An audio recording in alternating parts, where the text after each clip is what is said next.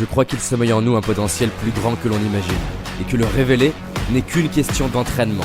C'est pourquoi je vais à la rencontre des personnes qui réussissent, entrepreneurs, artistes, sportifs de haut niveau, pour décortiquer comment ils font et partager ce que j'apprends avec vous.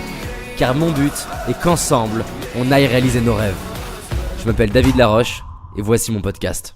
Bonjour à vous, ici David Laroche. Je vais répondre à une nouvelle question de vie aujourd'hui. La question est...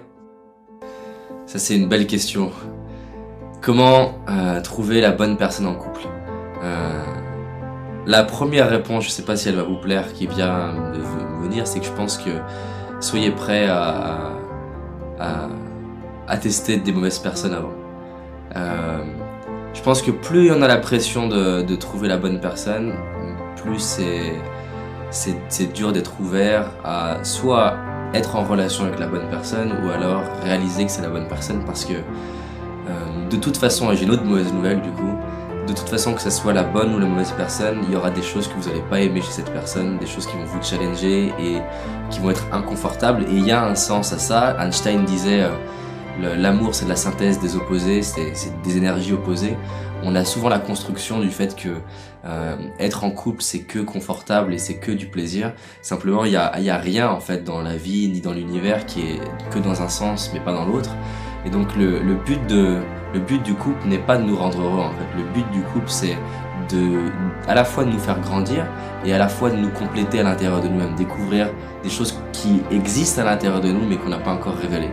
Donc en fait, l'âme sœur ou la personne qui va vraiment nous attirer, c'est un espace qui est paradoxal et qui est très subtil entre à la fois un ensemble de valeurs qui sont communes pour pouvoir communiquer, s'entendre, se comprendre, pouvoir avoir un socle qui nous permet de nous sentir bien, mais il faut aussi en même temps une autre proportion de différences qui vont nous permettre de nous forcer à apprendre à nous aimer. En fait, c'est ça qui est drôle, c'est que on voit quand un couple marche, c'est qu'à la fois il y a un ciment de choses qui sont communes avec des passions communes, des valeurs communes, mais il y a aussi des choses qui sont différentes qui vont nous pousser par amour justement à aimer l'autre tel qu'il est, et en aimant l'autre tel qu'il est, on va apprendre à s'aimer tel qu'on est. Parce que finalement tout ce qu'on n'aime pas dans notre conjoint, notre conjointe, on l'a en nous. En apprenant à l'aimer, on apprend à l'aimer en soi. Donc pour moi c'est important de comprendre ça, parce que ça va casser l'illusion que l'âme sœur c'est que du confort. Et je pense qu'il y a plein de personnes qui rencontrent des gens qui leur correspondent mais ils se voilent la face en disant mais non, il est pas parfait. L'âme sœur est pas censée être parfait. L'âme sœur c'est justement cet espace paradoxal où à la fois tu l'aimes tellement que tu as envie d'être avec la personne, mais que des fois elle te fait tellement chier que tu as envie de partir, mais tu l'aimes tellement que tu restes. Et c'est cet espace qui est paradoxal, exactement comme un projet en fait. Le vrai projet pour toi, c'est tu l'aimes tellement que tu as envie d'y aller, mais des fois il te fait tellement souffrir que tu as envie de partir, mais tu l'aimes tellement que tu restes. Et c'est là où tu sais que t'es vraiment en train d'aimer. J'aime mon entreprise, mais plein de fois elle me fait chier, mon entreprise, elle est dure. Et si j'avais que cet aspect de douleur, je l'aurais arrêté depuis longtemps, mais je l'aime trop pour partir. Donc là c'est pour moi la première chose que j'ai envie de dire. Après, il y a des lois qui sont applicables dans tous les domaines. Ce qui nous permet d'attirer quelqu'un, c'est déjà d'être en train de s'aimer soi-même. Difficile d'être aimé par quelqu'un si je m'aime pas moi-même. Difficile d'être visible aux yeux de quelqu'un si je suis pas visible à mes propres yeux. Difficile que quelqu'un ait envie de faire un voyage avec moi si déjà j'ai pas envie de faire ce voyage avec moi. Alors, il s'agit pas d'être dans l'autre extrême en se disant tant que je suis pas 100% heureux je rencontrerai personne, ou tant que je m'aime pas je rencontrerai personne. C'est pas ça. Mais ce qui est sûr, et ça c'est plus des probabilités, c'est que plus vous prenez soin de vous, plus vous allez vers ce que vous aimez, plus vous créez une vie qui selon vous est extraordinaire, plus vous agissez en fonction de vos valeurs, plus les chances d'attirer quelqu'un qui vous correspond sont élevées, parce que naturellement quand on agit en fonction de soi, notre niveau de bien-être il augmente, notre magnétisme il augmente. Et si on a le choix entre deux personnes, une qui n'agit pas en fonction d'elle-même et agit en fonction des autres, et une autre qui agit en fonction d'elle-même et en fonction de ses propres rêves, on est naturellement attiré par la personne qui suit ses rêves et qui suit sa vie.